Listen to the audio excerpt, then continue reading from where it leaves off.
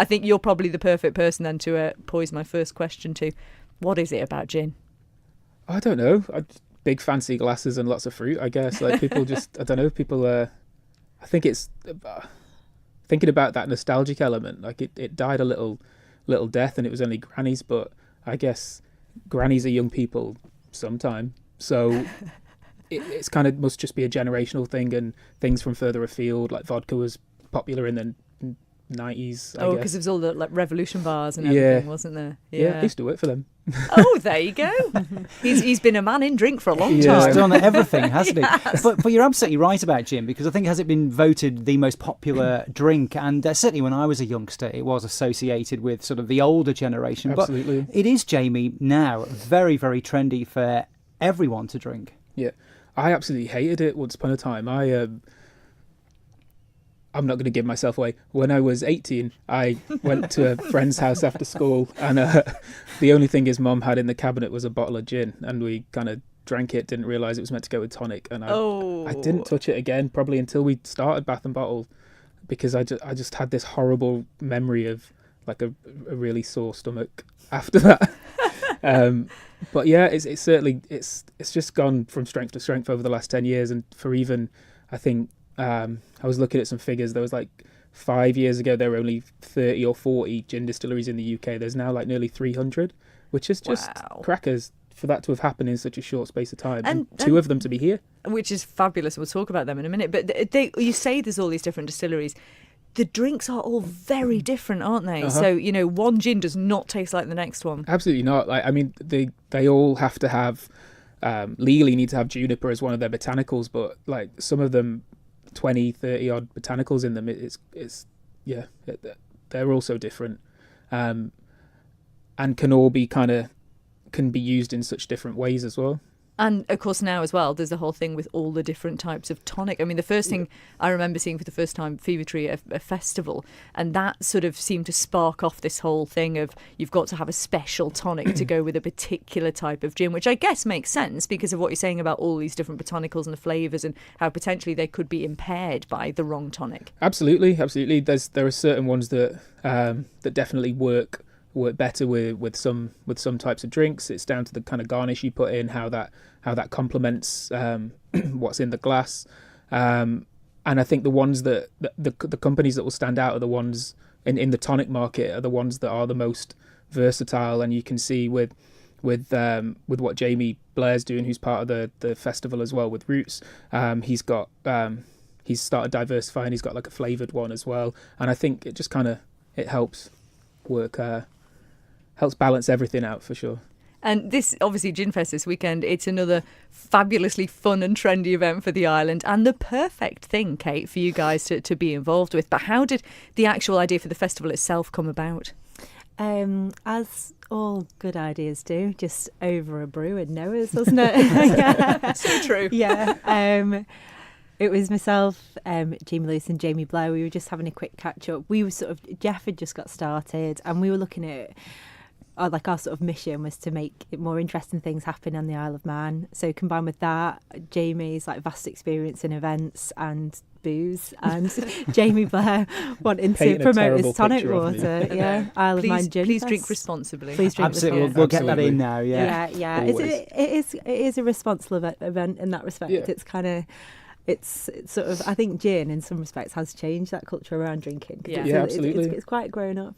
But yeah, that's how the idea was born. And we did our first gin social at Noah's in November, which sold out and it was brilliant. It was really good fun. And then it's just proving organically. The concept. Yeah, proving organically that people grown. wanted to drink gin and have a good time. So there's obviously a market for this then, as we say. It's very, very popular now. Just talk us through GinFest. Where's it all happening? Exactly when is it on? And tell us all about a bit of an overview of the festival.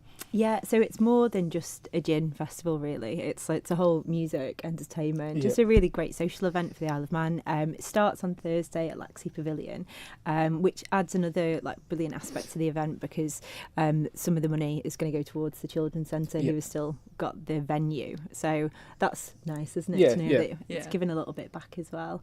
Don't forget the bees. And the bees, 10% of all profits go to the bees as well. So we've already accumulated some bee money from our November event, and we're just trying to work out whether we should start a GinFest forest or build a hive for the bees. So this is something that Jamie Blair's quite keen on supporting as well with Roots, isn't it? Tell us a little bit about that, Jamie. You'll probably know more. Oh, you put me on the spot now. But no, so a key part of what Jamie does is it's to try and improve the bee population and their habitat and the kind of the numbers of bees. I probably can't give you the full marketing pitch on him, but I know that on the Isle of Man here our bees aren't affected by a particular virus called Varroa. Yes. Yeah. So we're really, really fortunate in that sense. So for him to be investing, he invests 10% back of his own profits into bee-related projects here on the Isle of Man, which is yeah, it's I don't know, it's an awesome. I mean, it's a brilliant product anyway. Roots tonic, it's the best tonic in the world, and then the fact that it's giving something back to the planet, it's just incredible. I don't know, have you seen his book that Jamie wrote? Jamie's written a book. I didn't know this. And that's how I remembered the Varroa mite, because I read it to my kids actually, and it tells the story of how Isle of Man bees are special. Yeah. Have you not seen it? Wow, I have not seen he this. He wrote it, and then it's been illustrated by Alice Fail as well. Yeah. It's beautiful. It's a really nice book. We do need him to come in sometime and we talk about need this, to hear more about this. I mean, this is like so many things now on the island, where obviously lots of people from lots of different areas are working together for the good of the business community, but for the good of the community of the island. This sounds like a real team effort with obviously lots of people involved. Yeah, absolutely. It's a big part of our sort of business philosophy from Geoff and from our marketing agency, Peggy and Mills, and I know Jamie's business, Lewis as well. It's about collaboration, isn't it? You know, there's collaboration is better than competition. It is, yeah. Well said. Yeah, we've just launched another event actually called Jeffercella, which is going to happen next month, which is that business startup festival, and that's kind of the whole ethos behind it is to get a lot of like-minded people together, and let's all grow together and share ideas and take on bigger events. It's a lot less scary when you can partner up with a few other brands and do it all together. So there's a great movement happening at the minute. It's exciting to be part of it. It's brilliant. It's totally brilliant. It's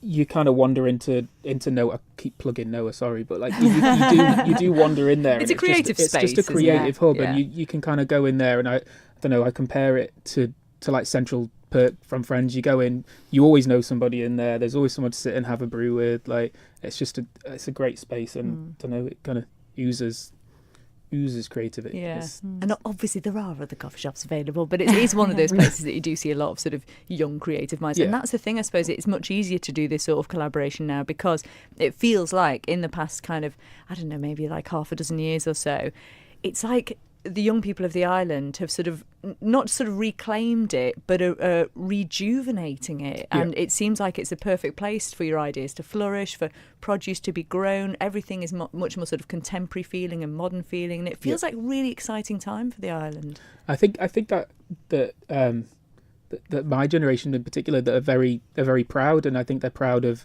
where they live, what they do, and it's, I don't know, maybe social media plays into that you kind of want to show everybody else like how awesome of a place you live in. So and I think the more small businesses start up and succeed, the more inspired the younger generation will be to get involved in that as well. And we have various festivals here on the island, some large, some small, some in between. Do you think it could be a tourism thing, whereby actually, something like GinFest, perhaps, if it was to sort of grow and grow, that actually this could be a really good thing for actually attracting tourists to the island? People might travel to GinFest or Litfest or whatever it might be, Kate. I definitely think so. It's something that we mentioned to the government actually, because to me, for Isle of Man PLC, like in the space of a year, we've got 2 distilleries. We've got our own tonic, like I say, which is given. I mean, what an amazing story for the Isle of Man, and I think we should be like shouting it from the rooftop that look what we've got here. It's brilliant. It's great. All these products are made in a UNESCO biosphere. It's a great story. We should be definitely celebrating that off island through like the food and drink press and trying to get people over to try it. But I think just should be. Proud. Yeah, absolutely. And that pride does come through in GefTheMongoose with everything that you write about, and it's fun and it's quirky and everything as well. And that has been recognised, hasn't it, Kate? Because you've been nominated for, quite frankly, a bonkersly brilliant award. I mean, tell us about that. Yeah, it's amazing. We're absolutely just beyond chuffed. It's a Don't British. make her cry again, please. I know. Oh, let's have a few tears. We don't mind a bit of emotion on with you It's on today. camera. There was something in my eye that day. But yeah, it's a British Media Award, so we're exceptionally proud and just so thankful for all the support that we've had from our brilliant writers. We've got a great core team who I mentioned last time we were on, who everyone works tirelessly on Gef, but it's a lot of fun as well, so we get a lot back from it.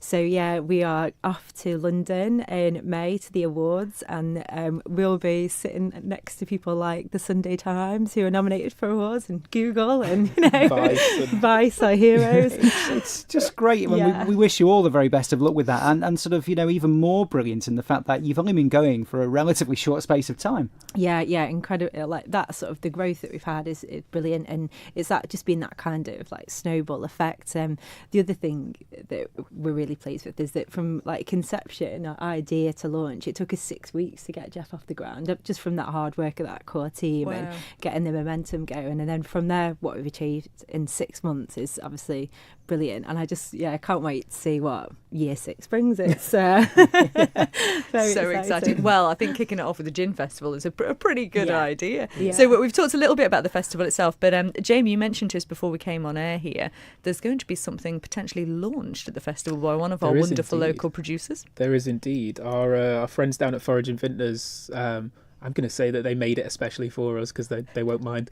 but they are launching it with us. They have a new product called V, which is it's a sparkling vermouth. So if you imagine like an Aperol Spritz, but it's bottle conditioned, following the method traditionnel that they use for their bottled fizz products, and it's delicious, if I say so myself. Not that you've had anything to do with it, obviously. I had a little bit. It's a taste testing. It's occupational hazard. And that leads us into the fact as well that although we are talking about a gin festival, there's not just gin there, is there? So if you're not actually a fan of gin, there's other things to drink, isn't there? There is indeed. We have Chris, who has Bottle Monkey. So he's got a couple of gin-inspired beers alongside the usual suspects as well. I think one of them. What's a gin-inspired beer? It's a juniper pale ale, and it's called Mother's Ruin. Oh. Mother's Ruin. Is that what happened to your hand, Kate? Yes, Christy. Well, it's all very exciting. And give us a rundown of across the weekend. You mentioned music. There's so many different people. There's I'm going to pull my DJs, list out just so I don't. Because you've got everything, groups coming over from the UK as well. We have. I feel like reading out the top 40 this now. Sorry, bear with me. We need the Top of the Pops theme for this, don't we? As he runs down what's happening. But reenact it, Ben. It all starts. Oh, don't start me. But it all starts on Thursday, Kate. Thursday night, that's the sort of the VIP launch night. So we have a really good band playing that night. Yeah, we have a very good band playing that night. Lava. With a certain CDH singing. I have to say I'm very excited, and we have sort of themed our set especially. So that's all I'm going to say. We'll talk about all the other bands. Okay, so do you want me to just give you a rundown? Go on, give us a quick rundown. So on Friday we have a really awesome the headline acts on Friday. We have Voodoo Bandits and DJ Tom Doyle, who's also going to be joining us at the Gef office as well as a designer. He starts next week. Designer, an in-house DJ. Yeah, an in-house DJ. So nice. We've also got Chris Gray, Lee Brooks, and Kate Clegg. And then on Saturday we have the underground DJ troupe, which includes Peter Kenyuk, Chris Worrell, and DJ Tom. And then we have Foxtrap, who are the recently renamed Baltic States that features Helen Morrison. They're UK based now. They've got a blue tick on Facebook and everything, and quite a lot of fans. They're doing very well. They're doing incredibly music. well, and they're amazing. And I'm so excited because I missed them at the Bushies tent last year, so I'm really excited. We also have Bisky Brisht. I'm so sorry if I've said that wrong. That's I get told off Don't for worry. spelling it wrong all the time. Another DJ called Tom Crawley, who kind of just messaged me asking for work experience, and now he's going to DJ at the event, which is amazing. And we have the awesome May Chalice as well. Yay, who's excellent. I'm just going to go back really quickly before we go to the break. Yep. Peter Kenyuk. Yes. Peter Kenyuk, as in the The Olympic gold Olympian. medalist, yes. Okay. He's Just also a checking. DJ That in was his who you spare meant. time. You just sort of glossed over that one, but I think it's Yeah. worth, making that point. Definitely isn't worth it? So, making yeah. that point. Yeah.